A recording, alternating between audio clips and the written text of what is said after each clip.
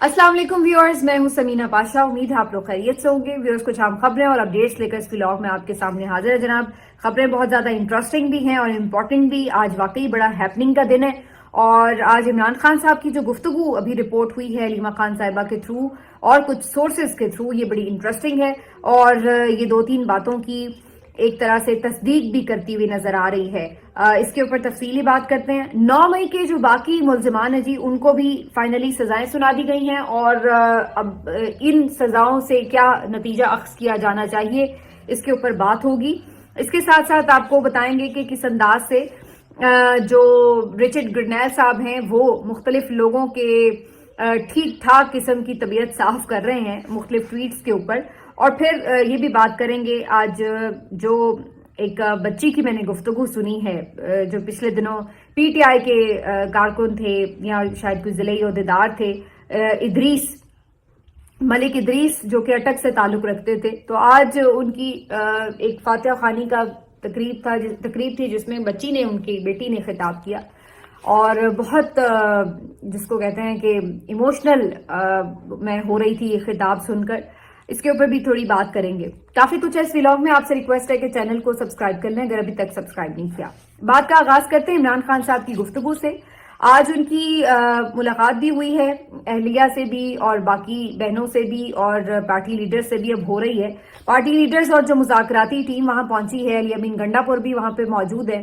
तो इसकी डिटेल तो अगले व्लॉग में आपके साथ शेयर करेंगे क्योंकि अभी ये मुलाकात जारी है। लेकिन अलीमा खान साहिबा ने जो आके बाहर पैगाम दिया है वो बड़ा इंपॉर्टेंट भी है और काफी खबर से भरपूर भी है, क्योंकि वो कहते हैं कि इमरान खान साहब ने कहा कि सबको छोड़ दें भले, लेकिन मैं कोई भी ऐसी डील करने के लिए तैयार नहीं हूं।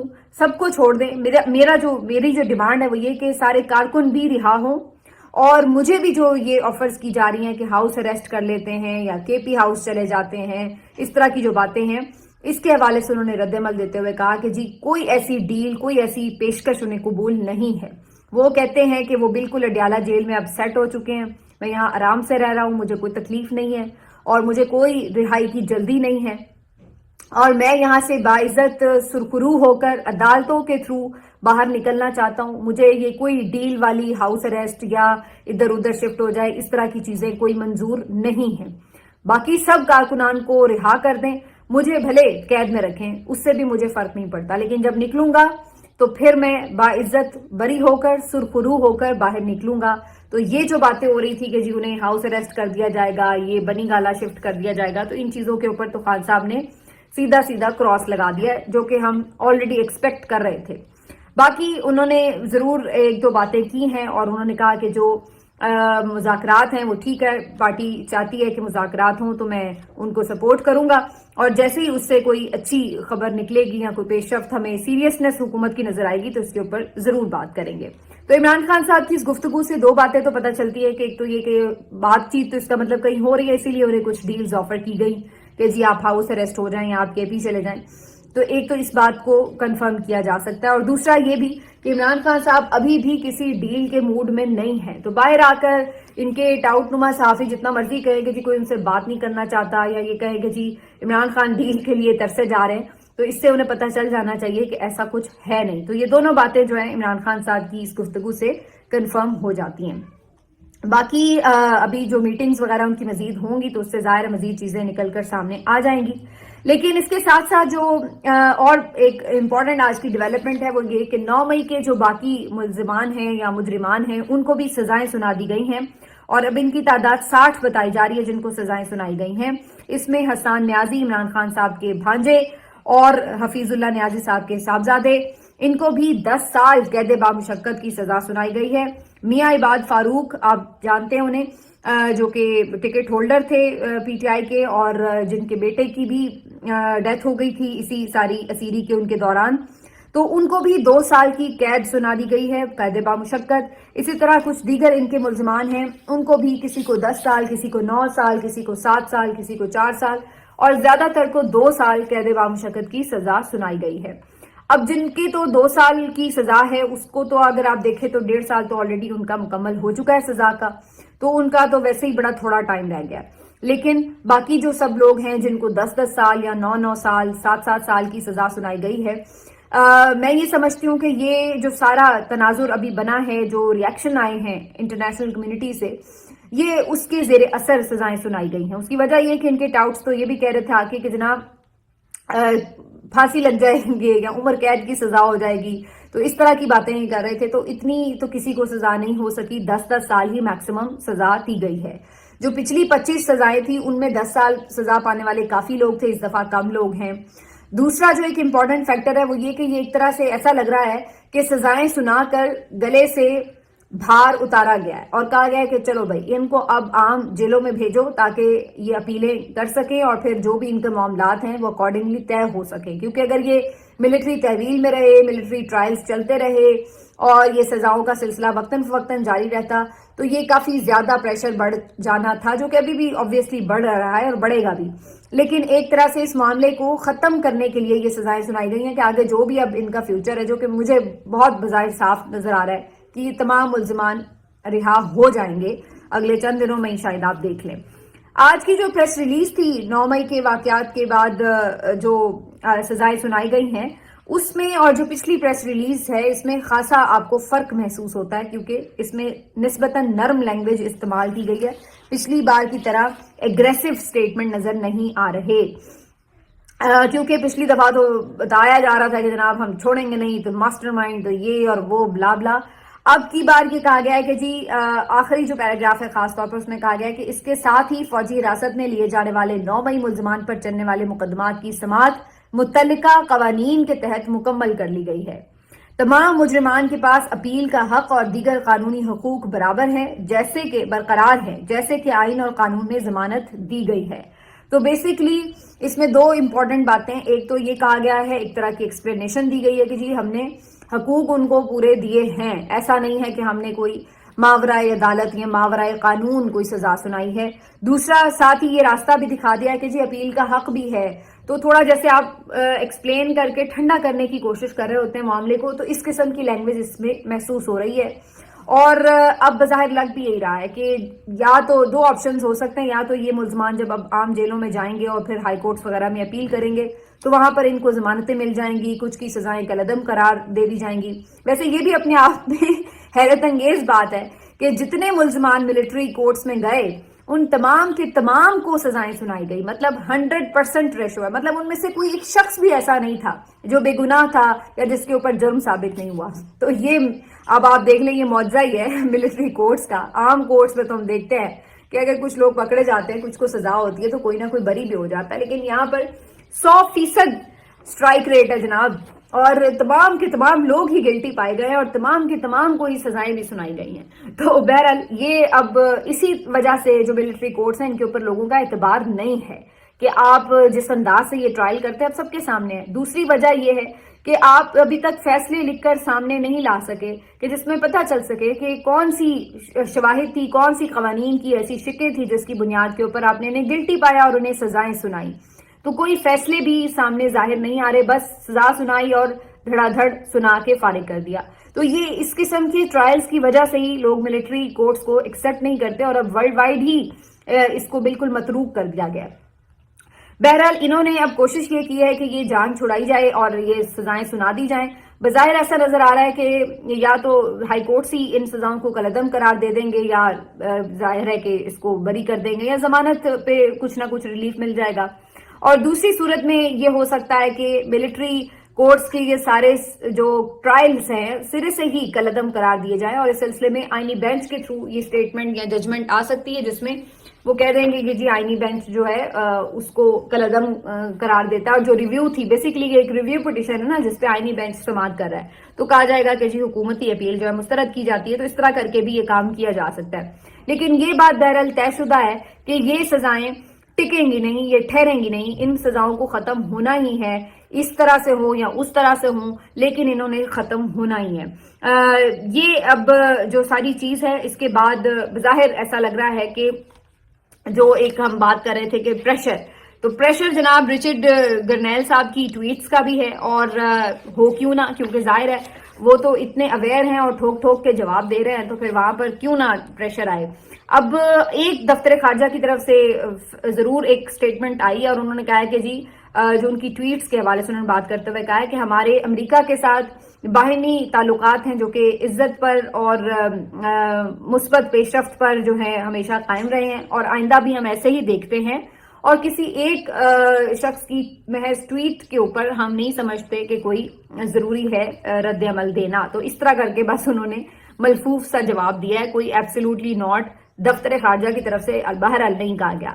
البتہ اس قسم کی گفتگو جو خواجہ آصف صاحب نے کی، ایک ٹی وی چینل پہ بھی کی اور کچھ ٹویٹ بھی کیا، اور اس ٹویٹ میں انہوں نے پھر وہی پرانا راگ الاپنے کی کوشش کی کہ جناب یہ جو گولڈ سمتھ پروجیکٹ ہے اور عمران خان کے جو اسرائیلی اور پرو جو گولڈ سمتھ سارے ان کے لابیسٹ ہیں اور جو وہاں کی قوتیں ہیں وہ ساری ایک دم متحرک ہو گئی ہیں خان کے لیے اور آوازیں اٹھا رہی ہیں اور یہ وہ بلا بلا. تو یہ والا منجن انہوں نے دوبارہ جو بیچنے کی کوشش کی ٹویٹر کے اوپر، تو اس کے اوپر بھی رچرڈ گرنیل صاحب نے انہیں لیا ہے خاصا آڑے ہاتھوں. اور اس کے ساتھ ساتھ آپ کو میں یہ بھی بتا دوں کہ شہری رحمان صاحبہ نے بھی ایک ٹویٹ کی اور انہوں نے بھی کہا کہ جو کچھ رچرڈ کہہ رہے ہیں کر رہے ہیں ٹویٹس میں، یہ تجاوز بظاہر نظر آ رہا ہے، یہ اس طرح سے نہیں ہونا چاہیے تھا، یہ ان کے الفاظ تھے. تو اس کے دونوں کے جو ٹویٹس ہیں ان کے اوپر بھی رچرڈ صاحب نے ایک رد عمل دیا اور انہوں نے کہا کہ یہ کچھ عجیب و غریب معاملات ہیں، اور ساتھ ہی انہوں نے کہا کہ جناب اس سلسلے میں تو جو پاکستان میں ایمبیسی ہے، یہاں پر پاکستان کی جو ایمبیسی ہے وہاں سے جو ان کے سفارتکار ہے رضوان صاحب، ان کو کچھ نہ کچھ ایکسپلینیشن دینی چاہیے اس کے معاملے پر. اور ساتھ ہی انہوں نے کہا کہ یہ جو سلسلہ ہے جس طریقے سے یہ گفتگو کی گئی ہے آپریشن گولڈ سمتھ کی اور جو یہ ڈیتھ تھریٹس دی جا رہی ہیں، یہ بالکل قابل قبول نہیں ہو سکتی. اور یہ ساری باتیں کہہ کے انہوں نے ساتھ میں ٹیگ کر دیا ہے یو ایس ایڈ کو بھی اور آئی ایم ایف کو بھی. اور اس موقع کے اوپر جب شہری رحمان صاحبہ نے یہ بات کی تھی تو انہیں ظاہر بتایا گیا کہ ان کی تو اپنی این جی او ہے اور یہ تو یو ایس ایڈ کے تحت اور شاید اور کوئی ان کے جو پروگرام ہوتے ہوں گے امدادی، ان کے تحت ان کی این جی او کو تو بڑے پیسے مل رہے ہیں. تو اس کے اوپر بھی اس نے ٹویٹ کیا اور کہا کہ کتنا ویسٹ کیا ہے ہم نے امریکن ٹیکس پیئر کی منی کو، اندازہ لگائیں. اور ساتھ میں اس نے لکھا کہ اب نہیں پیسے ملنے. اور یہ باتیں لکھ کے انہوں نے آئی ایم ایف کو بھی ٹیگ کیا ہے اور یو ایس ایڈ کو بھی ٹیگ کیا ہے. تو یہاں سے اب آپ اندازہ لگا لیں کہ یہ ٹیگ کرنے کا کیا مطلب ہے. یعنی آپ نے ابھی تک جتنے اپنے تیر میدان میں چھوڑے ہیں، چاہے وہ جیو کی صورت میں آپ نے حملہ کروایا، میاں داؤد کے تھرو جو بات ہوئی، پھر شہری رحمان صاحبہ یا خواجہ آصف صاحب، ان سب کا اس نے سیر حاصل تسلی بخش علاج بھی کیا ہے. اور اس نے کہا ہے کہ جناب ذرا آپ لوگ اب ٹھہریں اور دیکھیں.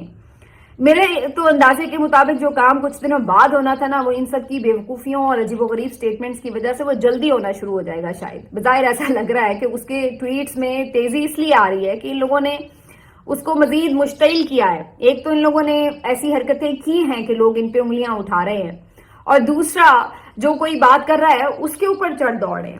تو اس چیز کو ظاہر ہے کہ اگر آپ ان سے پیسے بھی لیتے ہوں پھر انہیں آنکھیں بھی دکھائیں تو ظاہر ہے کہ وہ پھر اس چیز کو ٹالریٹ کیسے کریں گے. تو اس نے جناب اب ٹھیک ٹھاک قسم کا ان کو رگڑا لگا دیا ہے.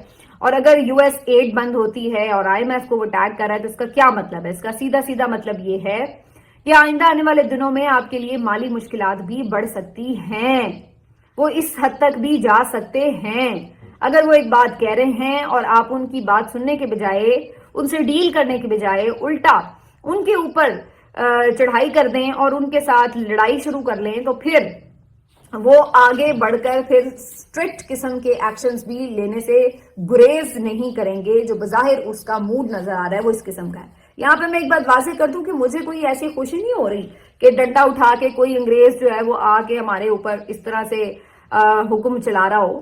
یہ کوئی خوشی کی بات نہیں ہے، یہ کوئی پراؤڈ فیل کرنے کی بات نہیں ہے. لیکن سوال یہاں پر یہ ہے کہ یہ نوبت آئی کیسے ہے، یہاں تک پہنچایا کس طرح گیا ہے. اصل سوال یہ ہے کہ کیوں یہاں پر آپ نے اپنے لوگوں کی آواز نہیں سنی.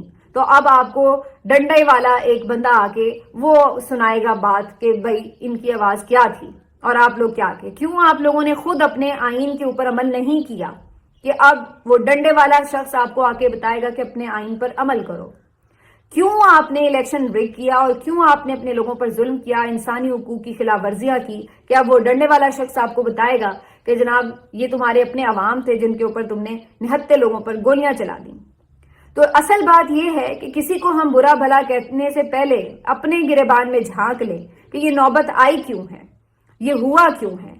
آپ لوگوں نے اپنے سیلف انٹرسٹ کے لیے، پرسنل گینز کے لیے، اور اپنی سیاست چمکانے اور بچانے کے لیے، اور اپنی نوکریاں بچانے کے لیے جس حد تک آپ نے پاکستان کو داؤ پر لگا دیا، آج یہ صورت آ گئی ہے کہ باہر کے جو لوگ ہیں وہ صرف کوئی ایک ملک نہیں، کئی اور ممالک، یورپی یونین کیا ہو، چاہے کوئی اور ممالک ہو، دوست ممالک، تو پہلے 2-3 سال سے آپ کو کہہ رہے ہیں کہ اپنا ہاؤس ان آرڈر کر لیں، لیکن آپ کسی کی سننے کے لیے تیار نہیں. بس اپنا ایک دماغ جو کہ آدھا ذہنی مریض ہے، بلکہ پورا ہی ذہنی مریض ہے، اس کے پیچھے لگے ہوئے ہیں. اور آپ جناب شروع ہوئے ہوئے ہیں کہ جناب ہم نے یہ نہیں کرنا اور ہم نے بات نہیں سننی، اور ابھی بھی باز نہیں آ رہے. تو میرا خیال ہے کہ یہ پھر سیریس سرکمسٹانسز اور سیریس کانسیکوینسز کے لیے آپ کو تیار رہنا چاہیے اگر آپ نے یہی روش رکھنی ہے تو.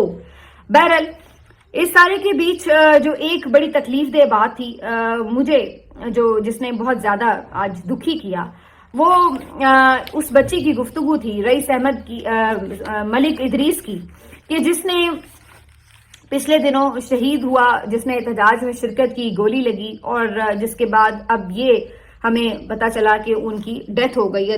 3-4 دن پہلے یہ خبر ہم نے آپ کے ساتھ شیئر بھی کی تھی. اٹک سے ان کا تعلق ہے، اور آج اس شہید کے لیے فاتحہ خوانی کا جو ایک ارینجمنٹ تھا، اس کے اندر آج ان کی جو بیٹی ہے، جو ینگ سی بچی لگ رہی ہے، لڑکی لگ رہی ہے، اس نے آج خطاب کیا. اور میں، آپ یقین کریے کہ اس بچی کا حوصلہ دیکھ کر میں دم بخود تھی، اور میں اس بچی کو بولتے سن رہی تھی تو مجھے ایک تکلیف تو اپنی جگہ ہو رہی تھی کہ آج ایک ایسا اس کے اوپر وقت آ گیا ہے، بچی کے اوپر، جو اس کی باپ کی آغوش میں چھپنے کا ٹائم تھا، یہ آج وہاں پہ لوگوں کو کھڑی فیس کر رہی ہے اور اپنے باپ کی قربانی بتا رہی ہے. تو یہ تکلیف دہ جہاں اپنی جگہ تھا، تو یقین کیجئے کہ جو اس کی حوصلہ مند گفتگو تھی، اس نے مجھے اور زیادہ حیران بھی کیا. اور میں یہ سوچنے پہ مجبور تھی کہ آخر اتنے ظلم اور قہر ڈھا کر آپ لوگوں نے حاصل کیا کیا. لعنت ہے آپ کے ظلم کے اوپر کہ یہ چھوٹے چھوٹے بچے، جواں سال بچے، آنکھ کھولتے بچے، ٹین ایجرز، لڑکے لڑکیاں، یہ آج آپ کے سامنے یوں چٹان بن کے کھڑے ہیں. لعنت ہے آپ کی ایسی طاقت کے اوپر جو آپ نے اندھی طاقت کا استعمال کیا کہ آج یہ بچے سب جانتے ہیں کہ کیا سچ تھا اور کیا جھوٹ تھا. اس کا گھر ہے ملک ادریس کا، جس کے اوپر قدآور تصویر لگی ہے عمران خان کی، پاکستان کا جھنڈا لگا ہے، پی ٹی آئی کا جھنڈا اور بینر لگا ہوا ہے. اور آج یہ بچی جو یہاں پہ خطاب کر رہی تھی، یہ سارا بتا رہی ہے کہ اس کے بابا نے کس طرح روزے رکھے اپنے لیڈر کے لیے، اور اس کا ایمان تھا کہ ہمارے لیڈر نے ہمیں یہ بات سکھائی ہے کہ جو رزق ہے، جو موت ہے، جو عزت ہے، وہ اللہ کی طرف سے ہے، تو ڈرنا نہیں ہے. اور وہ کہتی ہے کہ مجھے اپنے باپ پہ فخر ہے. تو کیا وہ ڈر گئی ہے کہ، یا وہ سوچ رہی ہے کہ میرے باپ کو جانا نہیں چاہیے تھا؟